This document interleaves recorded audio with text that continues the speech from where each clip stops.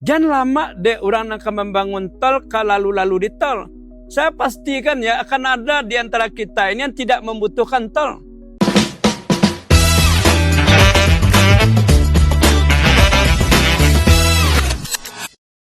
Assalamualaikum warahmatullahi wabarakatuh. Hari ini kami bersama dengan Angku Datuk Pengulu Basa, Ketua Umum Badan Kehormatan Kerapatan Adat Sumatera Barat. Assalamualaikum, Gu. Waalaikumsalam warahmatullahi wabarakatuh. Sehat, Gu?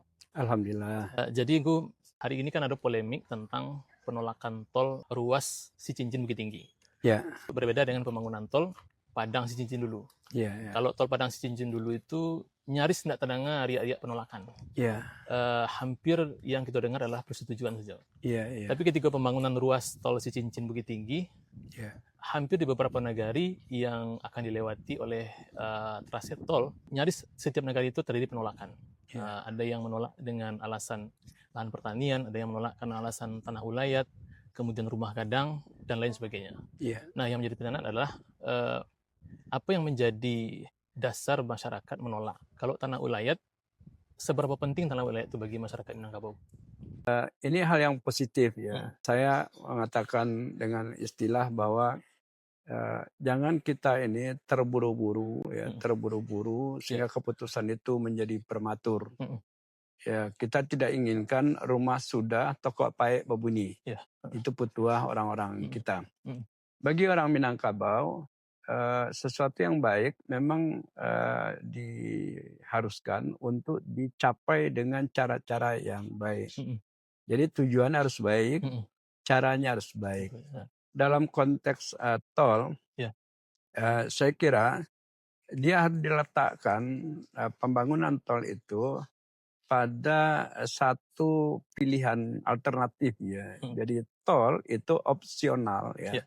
Jangan kemudian tol menjadi sesuatu yang seolah-olah ini ya menjadi satu-satunya ukuran yang harus kita pakai untuk kemudian kita menunjukkan kita ini pro terhadap kemajuan, ya kita pro terhadap pembangunan gitu.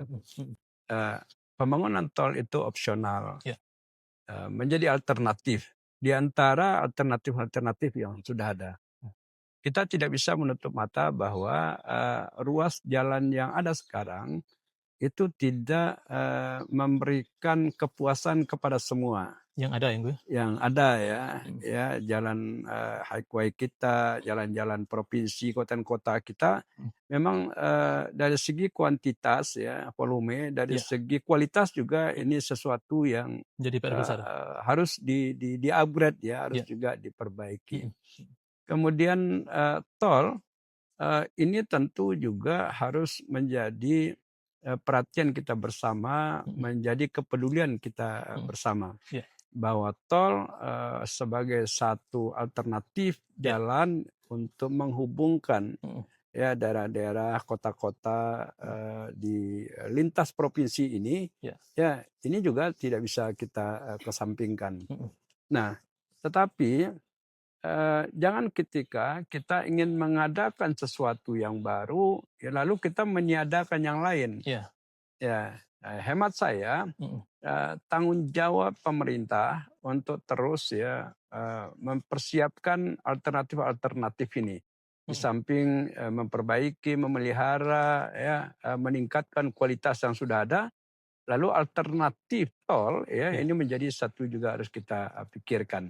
Nah, karena pembangunan tol ini melewati ruang yang sebetulnya sudah padat huni, ya, padat fungsi, tentu ini harus dipikirkan. Jalur tol itu bukan melewati daerah kosong. Ini diistilahkan dengan ruang hidup. Tidak semata-mata ini dilihat di dalam perspektif materi ekonomi begitu. Ini ruang sosial. Ya, bagi masyarakat Minangkabau ini suatu yang bersifat imaterial, nilai-nilai prinsipal ya, nilai-nilai yang amat penting luhur untuk juga dipastikan ini terpelihara dengan baik.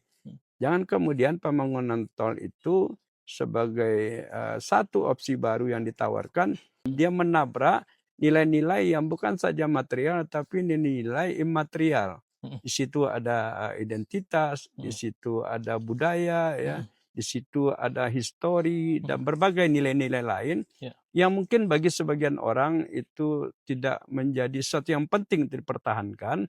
Tapi kita mesti juga mengakui dan menghargai betapa itu bagi sebagian masyarakat, ya, terutama masyarakat Minang, ini sesuatu yang prinsip gitu. Jadi jangan sampai seolah tol itu menjadi solusi untuk semua. Seolah tol itu menjadi ukuran-ukuran yang kita pakai untuk melihat kemajuan pembangunan bagi semua orang. Tidak ada manusia yang normal ya, yang tidak inginkan keberuntungan. Tapi jangan sampai awak mendapat orang kehilangan. Betul. Awak itu bisa saja di antara kita yang berkepentingan stakeholder yang ada hari ini, kita tidak boleh hanya berhenti pada kepentingan hari ini. Tapi kita juga harus berpikir untuk memastikan keberlanjutan identitas Minangkabau. Apa itu identitas Minangkabau ya? Nagari ini, Minangkabau ini wilayah kultural. Wilayah kultural. Tidak bisa dipisahkan antara manusia dengan ulayat. Tidak bisa dipisahkan. Antara manusia, orang Minangkabau memahami bahwa manusia itu membutuhkan sumber daya untuk dia hidup. Sumber daya itu bukan cuma tanah. Sumber daya itu yang disebut dengan ulayat ya. Ulayat itu ada tanah. Sumber daya yang lain apa? Diungkapkan di dalam istilah adat itu tanah nan sabingka, capo nan sabatang, air nan setitik. Capo sabatang itu hutan ya. Air nan setitik itu sungai. Talago nan sagalu itu danau. Kemudian ada lawit nan sadidih. Itu sumber daya. Katehnya Tambun Jantan sampai ke langit itu. Itu sumber daya. Ke bawahnya Takasiak Bulan. Bukan cuma yang ada yang kita lihat di permukaan. Sampai ke perut bumi itu menjadi sumber daya. Nah, tanah salah satu dari sumber daya itu. Sehingga disebut tanah ulayat. Nah, tanah ulayat di Minangkabau ini nyawanya. Karena tanah karena kita tahu masyarakat Minangkabau ini kan masyarakat komunal. Masyarakat yang hidupnya berkelompok. Nah, komunalitas atau kelompok inti itu namanya kaum. Kemudian di atas kaum itu ada suku-suku. Di atas itu ada yang namanya nagari. Jadi kalau kita lihat nagari sebagai wilayah inti Minangkabau, kenapa saya katakan nagari sebagai wilayah inti Minangkabau? Nagari itu dia memiliki wilayah, punya teritorial, dia memiliki hubungan genealogis. Artinya orang Sanagari itu orang yang memiliki pertalian genealogis di situ. Kemudian ada suku-suku dalam nagari. Di bawah suku itu ada banyak kaum-kaum. Nah, kaum inilah yang menjadi wilayah inti. Nah, di kaum itu ada nini, ada mama-mama gitu. Ada kemanakan-kemanakan. Nah, yang tiga inilah unsur pembentuk kaum. Lalu di antara mama itu ada yang dulukan selangkah ditinggikan serantiang untuk menjadikan pak kaum. Inilah namanya pangulu atau yang bergerak datuk itu. Karena itu saya ingin ingatkan bahwa ketika datuk berbicara, ketika datuk menyampaikan satu sikap, ini bukan sikap pribadi. Ini bukan sikap personal. Ini sikap merepresentasikan komunalisme. Kaumnya, menyuarakan suara kaumnya. Di kaum itu bisa 10 orang, bisa 20 orang, bisa 100 orang. Gitu. Dia bukan hanya menyuarakan suara kaum yang hidup, tapi dia juga menyuarakan suara kaum yang akan lahir dan yang akan hidup. Karena ada prinsip namanya prinsip waris bajawe. Yang di dalam Perda Tanah Ulayat disebutkan itu menjadi salah satu azas. Namanya azas unilateral. Azas unilateral itu memastikan prinsip waris bajawe. Begitu. Tapi ada sebagian orang yang berpendapat orang Minang kan kini sudah banyak merantau. Kenapa tidak memilih tempat yang bisa ke tempat yang lebih ramai? Kenapa harus mempertahankan wilayah? Seperti yang kata Datuk tadi bahwa kita kan sudah modern. Kenapa harus berpikir kuno dan lain sebagainya lah macam-macam. Kenapa harus mempertahankan adat sehingga kemajuan dihambat gitu kira-kira. Ya, merantau itu bagi orang Minang kan itu menjadi sebuah keharusan kultural. Ya. Jadi orang meninggalkan kampung bukan karena dia usir, bukan karena dia membenci kampung, sayang kampung tinggalkan gitu ya. Ya. Ini ulayat ini dalam ini tanah ya, tanah ulayat itu tanah yang fungsinya memang fungsi sosial.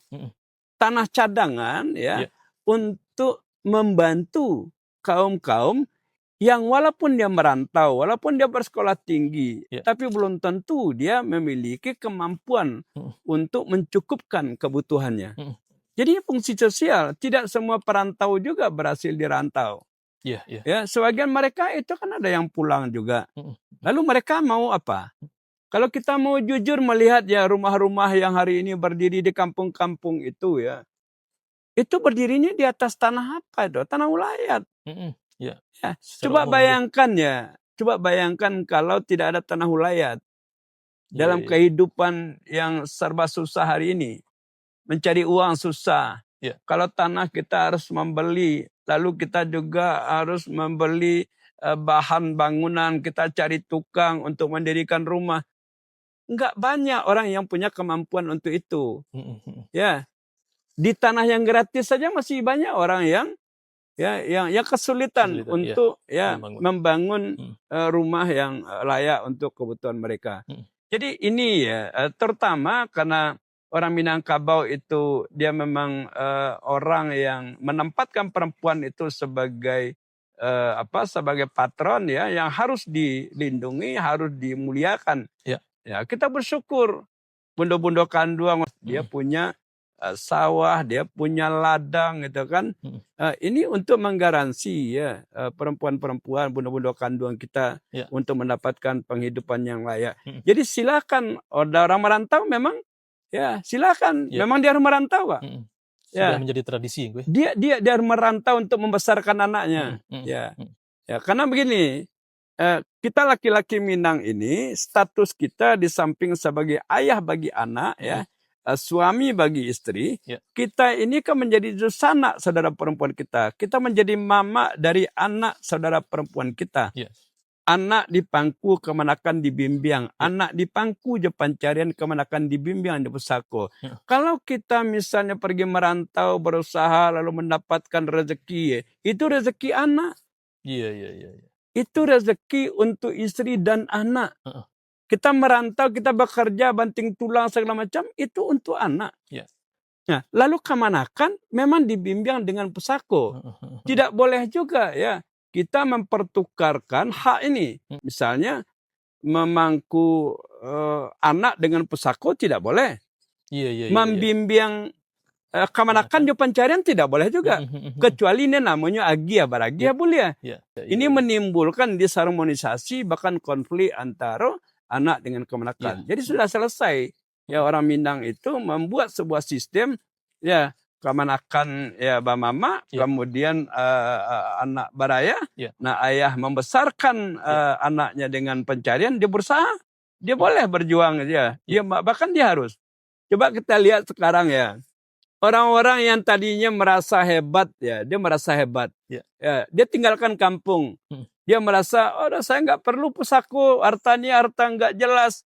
Ya, saya nggak bakal pulang-pulang. Ngapain ya harta ini? Ya, saya mau bertarung di perantau menjadi hebat. Kan ternyata tidak semuanya berhasil dirantau. Kalaupun dia berhasil, ya kembali ke tanah leluhur itu sunatullah lah. Puncak-puncak kebahagiaan itu ketika kita bisa kembali ke tanah leluhur yang di situ menyimpan banyak memori. Menyimpan banyak kenang. Wah, bapak saya di sini. Ya, jangan sampai ya setiap tahun, tiap lebaran orang mudik, Jawa mudik gitu. Terus ada di antara kita ndak tentu jalan pulang. Ya, ndak jaleh kampung lah. Betul. Ndak jaleh di madu sana, ndak jaleh di mata tapatan kama saji ma kapai kalapau ma wa kadudua. Ya, lalu nyo pulang ya. Pulang orang ndak kenal je nyo ndak kenal je orang karena nyo keluar dari komunalisme tadi. dia merasa secara individu dia bisa berhasil, dia nggak butuh orang lain. Tapi di Minangkabau komunalisme ini ya, ini menjadi identitas. Nah, tanah itu menjadi salah satu instrumen untuk memperkuat komunalitas ini. Ya, karena orang sakaum itu sasaku sapu-saku. Sasaku sarumas, sapandam sapakuburan, sasasok jara-jarami, cik rumah gadang. Coba lihat sekarang ya, lihat sekarang. Rumah gadang sudah mulai ya runtuh. Udah banyak runtuh. Mulai muncul rumah-rumah besar. Rumah besar dengan biaya yang mahal itu bukan rumah komunal. Itu rumah personal. Banyak juga kita lihat tanda-tanda keberhasilan tapi jadi sarang hantu. Hanya sekedar mau ngasih tahu dia berhasil tapi sarang hantu. Kembali ke cerita tadi bahwa kalau kita lihat bagaimana pertahanan masyarakat Minang terhadap tanah ulayat, ini mungkin menjadi salah satu alasan kenapa masyarakat Minangkabau, khususnya kalau kita lihat reaksinya pada pembangunan Trase 2 ini kan, Si Cincin dan Bukit Tinggi. Karena memang kalau kita lihat ini berada di luar agam, luar tanah datar. Jadi berbeda dengan yang sebelumnya kalau kita lihat perbedaannya. Kemudian pertahanan tanah ulayat itu sangat penting untuk dipertahankan, khususnya bagi kaum dan kepala kaum. Nah, ini menjadi bagian yang tidak dipisahkan, tidak bisa dipisahkan dan tidak bisa diabaikan oleh pemerintah. Lalu kemudian apakah dari awal pemerintah kurang sosialisasi ke kepala kaum, nenek mama tentang rencana besar ini? Apalagi ini adalah proyek strategis nasional yang dipastikan ini akan memakan ruang yang besar, kemudian biaya besar, ditambah pula risiko besar. Ditambah risiko besar. Gimana aku? Betul nggak ini kalau kita lihat? Saya melihat memang di bagian itu bermasalah juga. Nah, bagi masyarakat Minang, dengan dengan falsafah hidup dia selama ini, ada ungkapan, kok lama, kok manis, usah langsung ditelan. Kalau pahit, jangan langsung dimuntahkan. Siapa tahu yang pahit itu obat. Siapa tahu juga yang enak itu racun. Ya. Nah, kemudian ada juga ungkapan ya, anggua anggak geliang ngamuah. Anggua anggak geliang ngamuah itu, anggua itu belum tentu setuju. Anggua alun tentu iyo, geleng alun tentu indah. Tapi anggua juga tidak harus iyo. Tidak harus. Geleng juga tidak harus tidak. Sebaliknya juga seperti itu. Tidak harus iyo. Artinya ada ruang untuk kita berdiskusi. Apalagi orang Minang itu orang yang suka berdiskusi. Ya kalau dilihat ya konsep sahadat ya. Pak Labai pasti lebih paham daripada saya. Tapi sebagai seorang datuk, saya bolehlah menjadikan agama saya itu sebagai dasar bagi saya untuk bersikap gitu kan. Ya konsep sahadatain itu kan sebetulnya konsep meniadakan. La ilaha illallah itu, la itu kan meniadakan. Enggak ada Tuhan gitu. Ha illallah. Dalam konteks tol, tolak tol, kecuali tolnya begini, begini, begini. Kenapa tidak seperti itu kita cara berpikir? Seperti itu orang Minangkabau. Ini agama ini ya menjadi dasar bagi mereka untuk berpendapat, untuk mereka bersikap gitu. Jadi apa salah menyatakan tidak? Saya nggak setuju kecuali ini. Saya nggak setuju kecuali ini. Saya nggak setuju bla bla bla bla. Boleh dong diakomodir. Boleh dong diakomodir. Sehingga jangan sampai kita tidak mencukupkan apa yang disebut dengan lama dewa ketujuh di orang. Jangan lama de orang akan membangun tol kalau lalu di tol. Saya pastikan ya akan ada di antara kita ini yang tidak membutuhkan tol. Jangankan yang tidak punya kendaraan. Yang punya kendaraan pun karena dia tahu tol berbayar, Ya. Bisa jadi tidak naik tol. Bukan hanya karena soal masyarakat Minang ini, dia kan membutuhkan masyarakat yang sangat kekerabatannya sangat kuat ya. Lalu ruang publik ini memang menjadi ruang interaksi. Misalnya ya, dia dari Padang Panjang atau dia dari Bukit Tinggi. Dia dari Bukit Tinggi. Mau ketemu dengan teman yang dari Padang. Dia janjian di mana coba? Dia bisa janjian di Padang Panjang. Dia bisa janjian di Lembah Hanai. Ya kita nanti sambil makan sate. Dia boleh berinteraksi. Di tol boleh nggak seperti itu? Bisa nggak orang berjanji seperti itu? Kan janji itu paling orang yang satu arus. Ya kan? Kan nggak mungkin juga berjanji udah tunggu saya di situ, kan tidak seperti itu. Ini contoh yang saya kira sederhana gitu ya. Nah, oleh karena itu ini ditimbang semua. Ada juga yang memberikan komentar komentar yang sinis, tapi saya kira biarin aja itu ya komentar. Nanti yang nolak tol itu, catat nggak boleh masuk ke jalan tol. Memang kalau dianggap yang nolak ini orang-orang kurang pengetahuan gitu ya, dianggap orang-orang yang tidak modern. Gitu. Ya, semestinya yang merasa modern itu, merasa hebat itu memiliki kemampuan meyakinkan orang. Iya. Ya, ini kan sekarang terjadi perang pemikiran, wacana. Mungkin yang sangat akademis gitu ya. Wah, profesor, doktor, penelitian, bla bla bla bla gitu. Ya, seolah-olah hasil penelitian itu menjadi sesuatu yang absolut. Ya, sesuatu absolut. Bagi orang Islam ya, bagi orang Minang, absolutisme itu syirik. Ya, yang absolut itu cuma Allah. Tidak boleh ada orang, sekelumpuran orang dengan sekolah sampai ke langit sekalipun, wah, kebenaran dia itu pasti. Enggak lah. Ini negara ini dirancang oleh orang-orang hebat. Yang terjadi apa? Memangnya kita sudah berkemajuan? Memangnya kita ini sudah makmur? Memang kita sudah berkeadilan? Tidak. Ya, justru saya katakan ya, negeri ini tidak maju-maju karena orang-orang pintarnya tidak amanah, tidak adil gitu ya. Ini yang harus kita ingatkan. Yang ngurus negara ini semua orang berpendidikan. Tapi sayang mereka tidak berpihak kepada kepentingan apa. Kita lihat akumulasi resources, sumber daya ekonomi kita di tangan segelintir orang. Datuk-datuk di kampung ini jangan dikira nggak ngerti soal itu. Konsentrasi of power, semua kekuasaan menumpuk di tangan satu keluarga. Semua orang tahu. Betul. Dan ini ketidakadilan.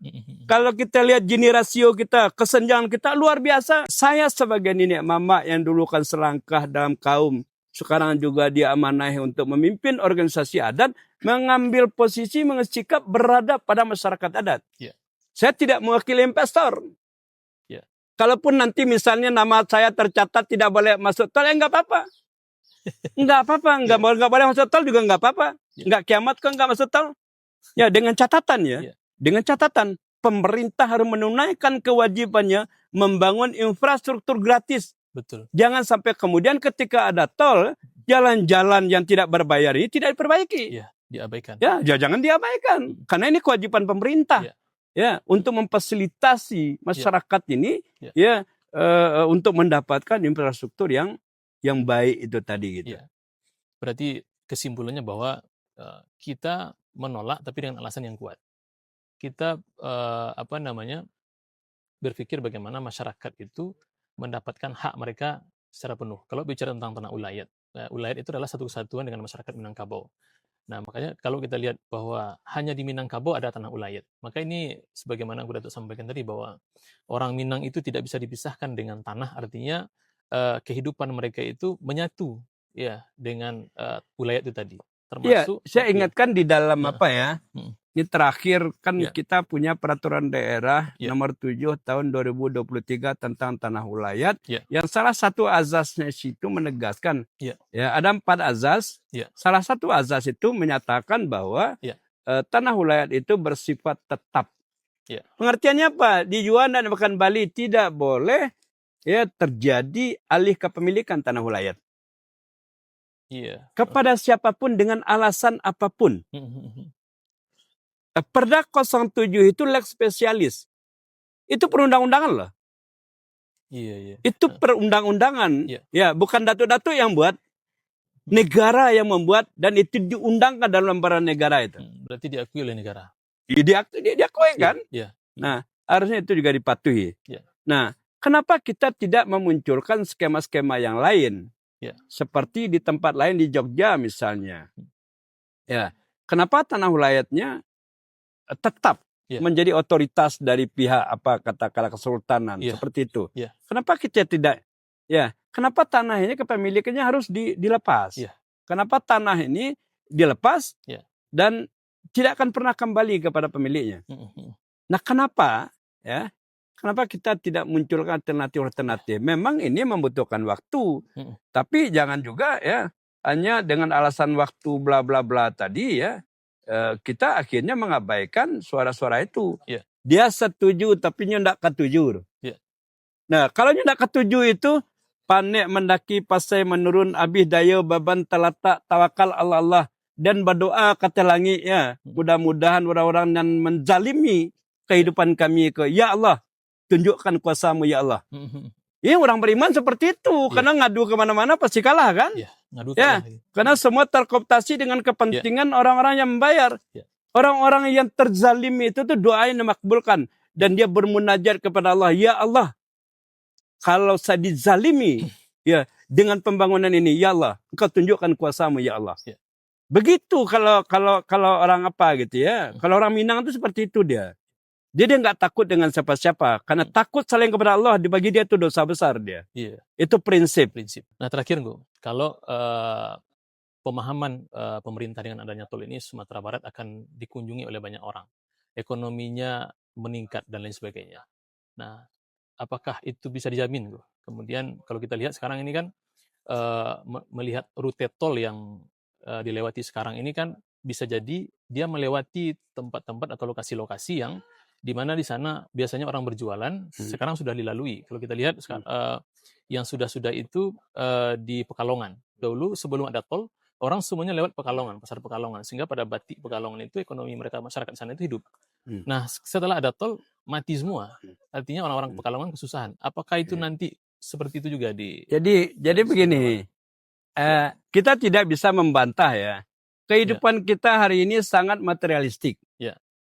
Ya, sangat materialistik, sangat individualistik, sangat kapitalistik. Ini kehidupan kita hari ini. Jadi kalau ada orang berbicara misalnya mengenai keberkahan, ya orang ketawa. Ya, tadi disebutkan adanya tol ini, ya ini akan akan menyambungkan ya konektivitas antar daerah terkoneksi, daerah A, B, C terkoneksi, kemudian ini akan meningkatkan mobilitas orang, ya, mobilitas barang dan jasa seperti itu. Ya, mau nggak kita ya mencoba untuk diskusi lebih lanjut.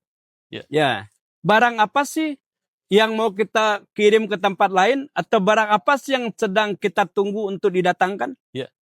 Barang baik atau barang buruk, barang halal atau barang haram?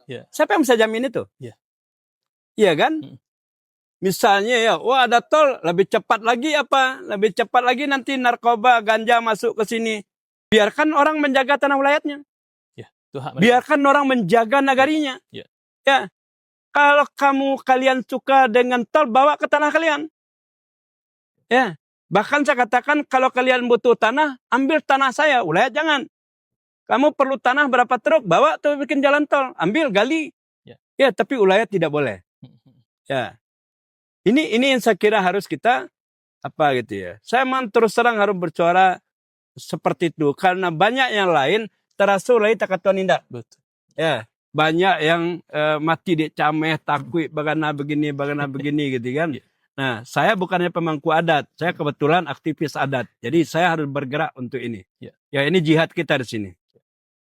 Jadi alhamdulillah, terima kasih sudah memberikan pencerahan. Ini semoga dengan pencerahan seperti ini sama-sama kita pahami, baik yang pro dan kontra, yang menginginkan ada tol supaya memahami apa sebenarnya yang menjadi pokok pikiran masyarakat adat Minangkabau sehingga menolak tol ini.